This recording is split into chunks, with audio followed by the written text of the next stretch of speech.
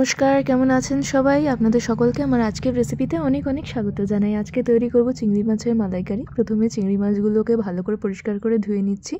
তারপর একটা সরু কাঠি নিয়ে ওটা মাথা থেকে দিয়ে একদম লেজ অবধি কাঠিটা আমি ঢুকিয়ে দিচ্ছি।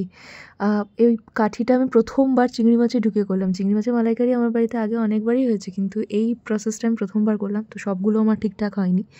লাস্টের দিকের কিছু কিছু ঠিকঠাক হয়েছে, প্রথমেরগুলো একটু মাঝখান থেকে বেরিয়ে গেছে।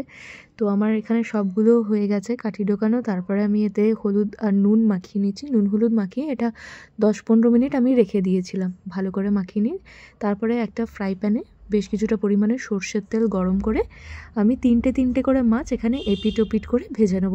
এই মাছগুলো খুব বেশি কড়া করে ভাজার দরকার নেই, এটা ঝোলের সাথে ফুটেই বেশিটা সেদ্ধ হবে। এটা একটু কালার চেঞ্জ হওয়া অবধি এটা ভাজলেই হয়ে যাবে, খুব বেশি কড়া করে এটা ভাজার দরকার নেই। এতে আমি খোলা ছাড়াইনি, আপনারা খোলাগুলো ছাড়িয়েও রান্না করতে পারেন বা এইভাবেও করতে পারেন।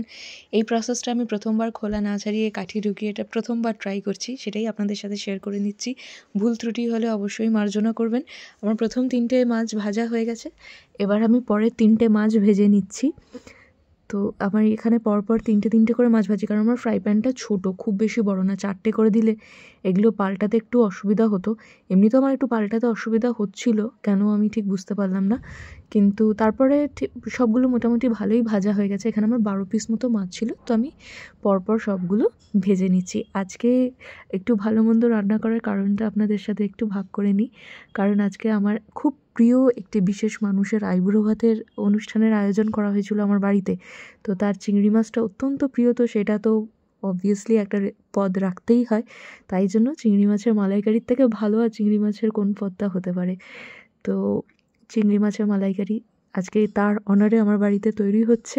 এখানে আমার সমস্ত মাছ ভাজা হয়ে গেছে। তারপর আরেকটা কড়াইতে সর্ষের তেল গরম করে তাতে একটু ঘি দিয়ে আমি একবারে গরম করে নেব। আর তাতে দিয়ে দিচ্ছি তেজপাতা, কাঁচা লঙ্কা, গোটা গরম মশলা, কিন্তু আমি দারচিনি দিইনি। আর এখানে হচ্ছে পেঁয়াজ বাটা দিয়ে দিচ্ছি। পেঁয়াজ বাটা দিয়ে একটু কষিয়ে নিয়ে চিনি দিয়ে দিচ্ছি, হলুদ গুঁড়ো, অল্প হলুদ গুঁড়ো, নুন স্বাদ মতো, অল্প জিরের গুঁড়ো, অল্প ধনের গুঁড়ো, আর অল্প একটু শুকনো লঙ্কার গুঁড়ো। এই গুঁড়ো মশলাগুলো নুন স্বাদ মতো দেবেন, আর কোনোটাই খুব বেশি দেওয়ার দরকার নেই, তাহলে এর যে টেস্টটা সেটা একটু হলেও একটু কমে যায় আমার মনে হয়। আর আমি দিয়ে দিচ্ছি অল্প টমেটো সস। আমি টমেটোর ব্যবহার এখানে করব না, টমেটো সস দিয়েছি। দিয়ে আবারও ভালো করে এটা আমি কষিয়ে নিচ্ছি। এটা আমার ভালো করে কষানো হয়ে গেছে। এতে আমি দিয়ে দিচ্ছি একটু ফেটিয়ে রাখা টক দই। আর টক দই দিয়ে একটু লো ফ্লেমে সঙ্গে সঙ্গে ভালো করে কষিয়ে নিয়ে দিয়ে দিচ্ছি এখানে 1 কাপ পরিমাণ নারকেলের দুধ, আর সেই গ্লাসেরই আমি দিয়েছি 2 কাপ জল।